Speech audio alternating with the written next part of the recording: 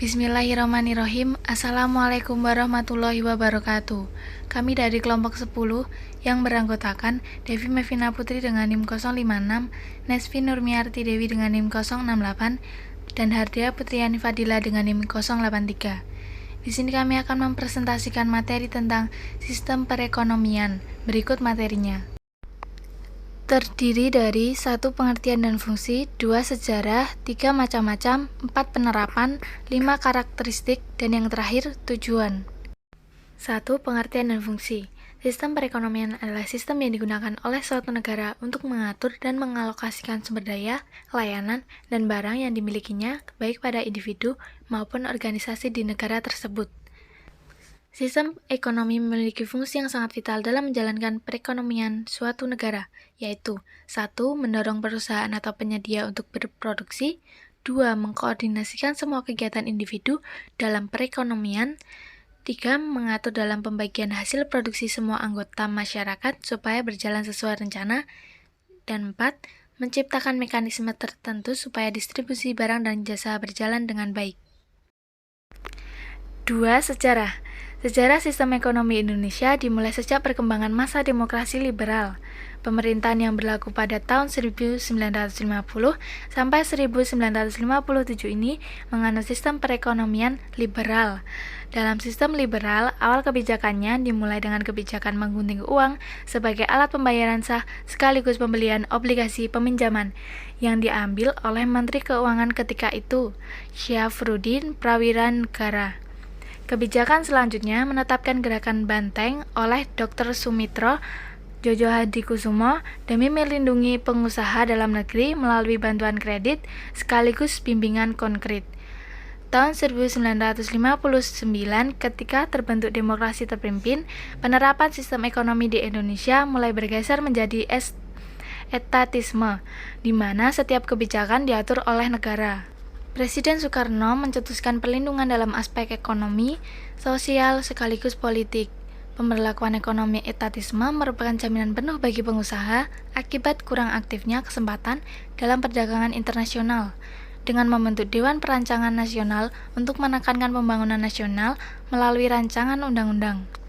Setelah berhasil menentukan kemampuan produksi, tahun 1998 perekonomian kembali bergeser.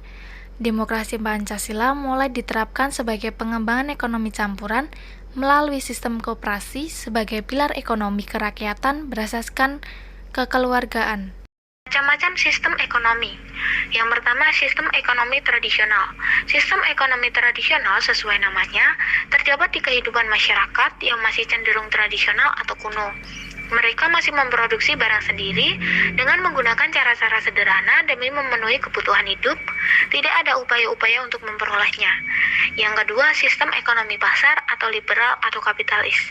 Sistem ekonomi pasar mengedepankan jumlah permintaan dan penawaran dalam pasar. Sistem tersebut dikenal juga dengan sistem perekonomian liberal karena adanya kebebasan bagi masyarakat untuk melakukan kegiatan ekonomi. Yang ketiga, sistem ekonomi terpusat atau sosialis. Menurut Karl Marx, sistem perekonomian ini dijalankan oleh pemerintah sebagai pemegang kontrol dalam menentukan faktor produksi. Jadi, jenis dan jumlah barang yang diproduksi serta alat-alat produksi pun dikuasai negara. Begitu pula dengan pembagian dan jenisnya. Yang keempat, sistem ekonomi campuran. Sistem ini merupakan campuran dari sistem ekonomi pasar dan terpusat, yaitu pemerintah dan swasta memiliki peran dan proporsi yang sama dalam membangun negara. Yang kelima, sistem ekonomi Pancasila. Sistem ekonomi ini hanya dianut oleh Indonesia saja.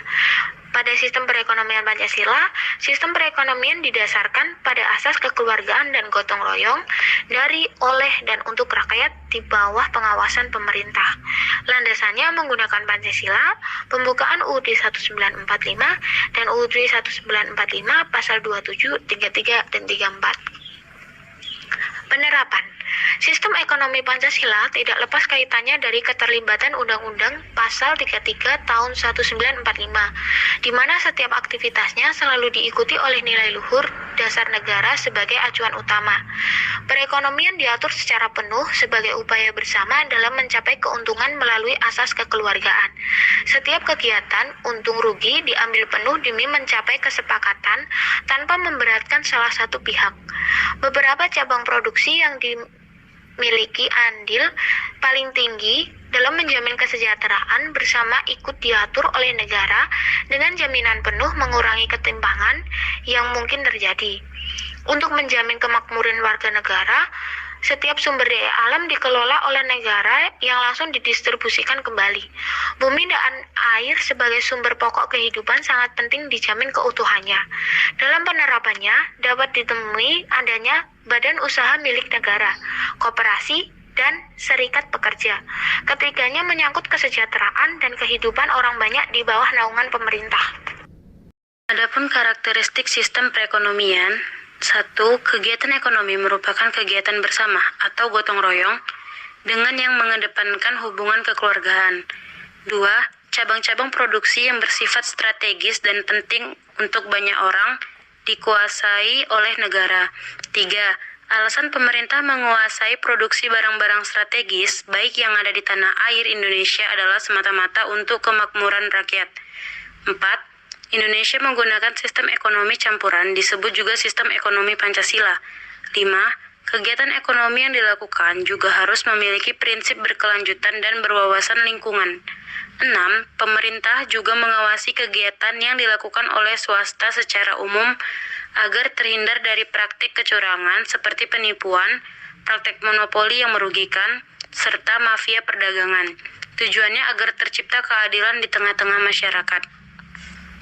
Tujuan sistem perekonomian: peningkatan pendapatan per kapita negara, perencanaan pembangunan ekonomi dan laju pertumbuhan ekonomi, meningkatkan taraf hidup penduduk serta menyetarakannya, memperluas lapangan kerja dan mengurangi pengangguran, mengurangi kesenjangan sosial, meningkatkan kapasitas produksi, meningkatkan investasi, menurunkan angka kemiskinan, menciptakan keadilan dan kemakmuran masyarakat, serta meningkatkan kualitas pendidikan dan kesehatan untuk peningkatan kualitas hidup masyarakat. Sekian presentasi dari kami, ada kurangnya mohon maaf. Terima kasih. Wassalamualaikum warahmatullahi wabarakatuh.